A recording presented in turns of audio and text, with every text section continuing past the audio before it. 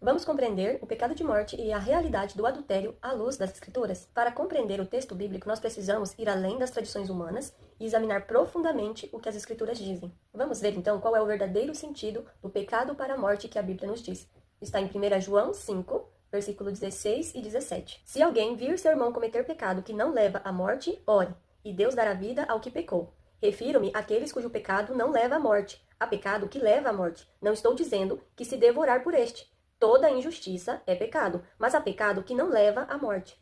Para complementar, eu quero ler também Mateus 12, versículos 31 e 32, onde fala sobre a blasfêmia contra o Espírito Santo. Por esse motivo, eu lhes digo, todo pecado e blasfêmia serão perdoados aos homens, mas a blasfêmia contra o Espírito Santo não será perdoada. Todo aquele que disser uma palavra contra o Filho do Homem será perdoado, mas quem falar contra o Espírito Santo não será perdoado, nem nesta era, nem na que há de vir. Quando o apóstolo João fala sobre o pecado para a morte, ele não está falando sobre falhas morais e isoladas ou transgressões da carne. Esse pecado, ele refere-se à apostasia final e também à blasfêmia contra o Espírito Santo. Trata-se de uma atitude deliberada, endurecida e irreversível, de alguém que conheceu a verdade do Evangelho, provou da graça, mas conscientemente a rejeita, zomba da obra de Cristo e fecha totalmente o seu coração para o arrependimento. É uma pessoa que faz uma recusa total do perdão oferecido por Deus por meio de Cristo. Então, aonde entra nisso o adultério e a fornicação? Eles não são pecados que levam à morte? Bom, dizer que o adultério ou a fornicação são pecados que não têm perdão e que tiram a sua salvação de forma irreversível é ir contra o Evangelho.